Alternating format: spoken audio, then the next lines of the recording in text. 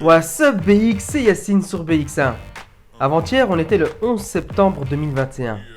2021, soit exactement 20 ans après le 11 septembre 2001.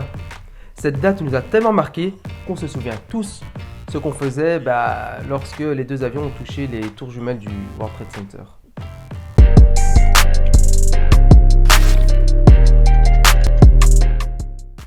Les plus jeunes d'entre vous ont peu ou pas de souvenirs du 11 septembre 2001. Mais pour ceux qui s'en souviennent encore, le 11 septembre nous a fortement marqué. Pour ma part, le 11 septembre 2001, j'avais 11 ans. Je me préparais pour aller à l'entraînement de foot. Genre toi, tu joues au foot en club. Allez, vas-y à vous, t'étais sur le banc. J'enfilais donc mon petit maillot, mon petit short, mes petites jambières, mes petits crampons. Quand on annonce à la télé qu'un avion, puis un deuxième, ont heurté de plein fouet les tours jumelles du World Trade Center. À ce moment-là, j'étais horrifié, c'était la première fois de ma vie que je voyais une telle violence. Même si à 11 ans, j'étais habitué à avoir des bagarres qui finissaient en sang, des enfants battus, des enfants harcelés moralement et physiquement, voir des avions remplis de passagers, des bâtiments remplis de travailleuses et de travailleurs, les New-Yorkais effrayés et désemparés, je n'ai pas prêt à voir ça.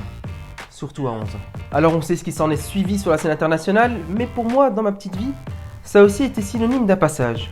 Celui du bougnoul aux terroristes. Avant le 11 septembre 2001, les remarques racistes se concentraient plutôt sur « vous les arabes voleurs »,« vous les bougnouls dangereux », et puis après le 11 septembre 2001, c'était plutôt vous les terroristes ». Pourtant, les définitions des termes terrorisme et terroriste ne renvoient en rien à l'islam ou aux musulmans. D'ailleurs, le droit belge, dans cette définition du 29 décembre 2003 sur les infractions terroristes, à aucun moment n'explique que un terroriste égale un musulman ou que le terrorisme égale l'islam. À Bruxelles, certains musulmans trouvent que certains médias utilisent un peu trop facilement le terme terroriste pour qualifier un terroriste dit islamiste, alors que lorsqu'une tuerie est perpétrée par un non-musulman, le mot terroriste n'est pas employé. Ont-ils raison ? Oui et non. Oui, parce que certains médias utilisent des biais cognitifs et de perception qui peuvent être trompeurs et qui ont été institutionnalisés. Des biais préexistants qui forgent le raccourci de terroriste égale musulman.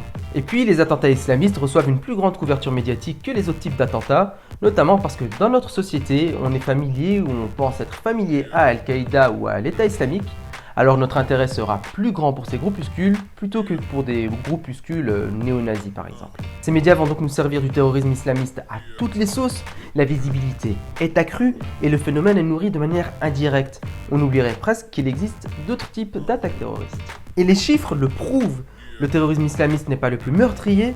D'après l'Institut australien pour l'économie et la paix qui mesure l'impact du terrorisme dans le monde, en Occident c'est le terrorisme d'extrême droite qui est le plus meurtrier, avec 80% des victimes sur l'ensemble de l'année 2019.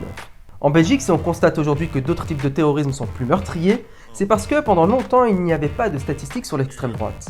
Par exemple, une tuerie d'un néo-nazi était considérée comme un crime de haine, alors que c'est potentiellement un acte terroriste. Aux États-Unis, à la suite des attentats de New York, les crimes liés au terrorisme étaient systématiquement ceux liés aux activités d'Al-Qaïda ou de l'État islamique pour des raisons juridiques. C'était tout simplement le plus simple à juger.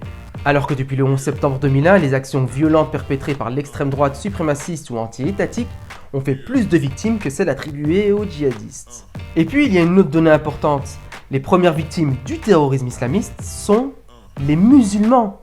Dans le top 10 des pays les plus touchés, 8 sont musulmans.